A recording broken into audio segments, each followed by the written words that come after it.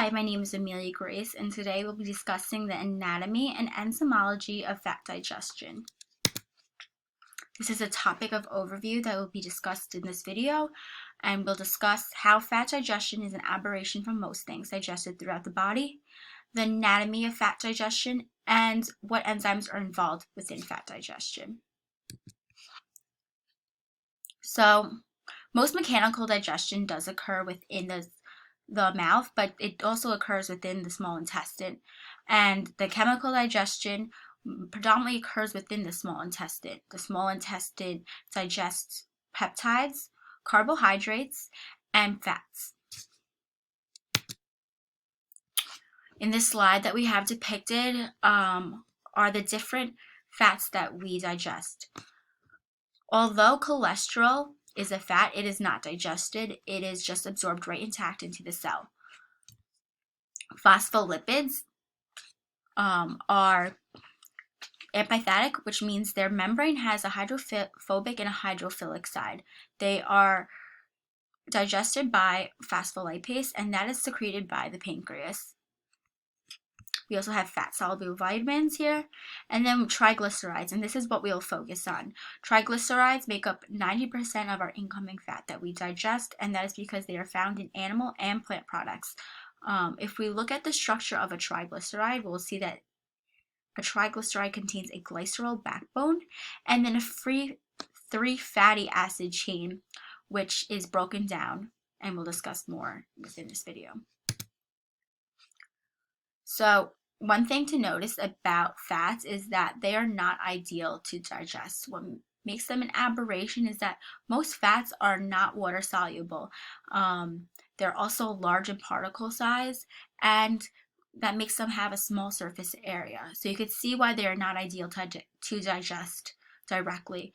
So bile salts come into play. They are secreted by the liver. And what they do is they make the lipid smaller in size. When the bile salt and the lipid attach together, they create an emulsion. Now, a bile salt is amphipathic, which means it has a hydrophobic and a hydrophilic side. The hydrophobic side deals with the lipid directly, and the hydrophilic side deals with the outer environment because it is water soluble.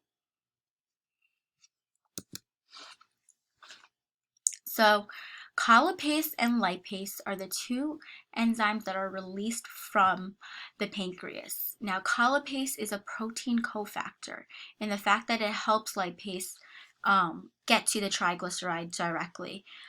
When you're looking at an emulsion, there's a bile salt in the way. So what collipase does is remove that bile salts so that lipase could directly attach to the triglyceride droplet.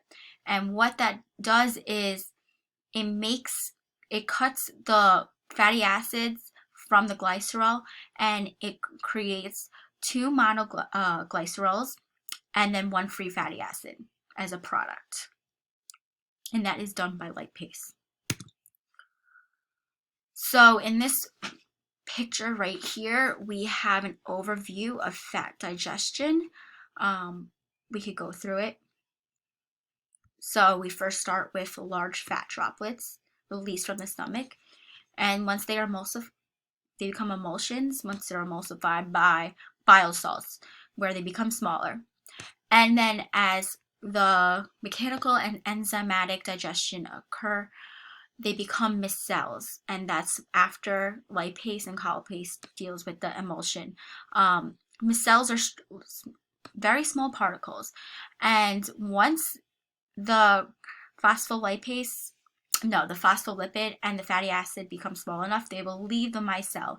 The bile salts then get recycled, and they'll be free floating within the lumen of the small intestine, the monoglyceride and the fatty acid, but they are ingested through the cell of the small intestine via diffusion.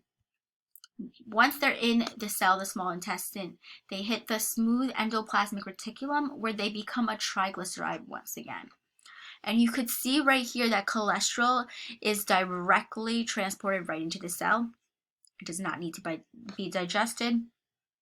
So once within the cell, triglyceride forms with cholesterol and a protein to create a chylomicron. Now, chylomicrons are very large droplets.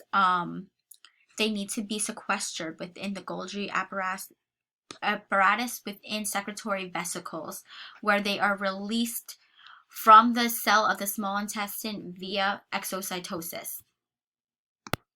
So once chylomicrons leave the cell via exocytosis, they are now in the intraluminal fluid, which is depicted back in this slide.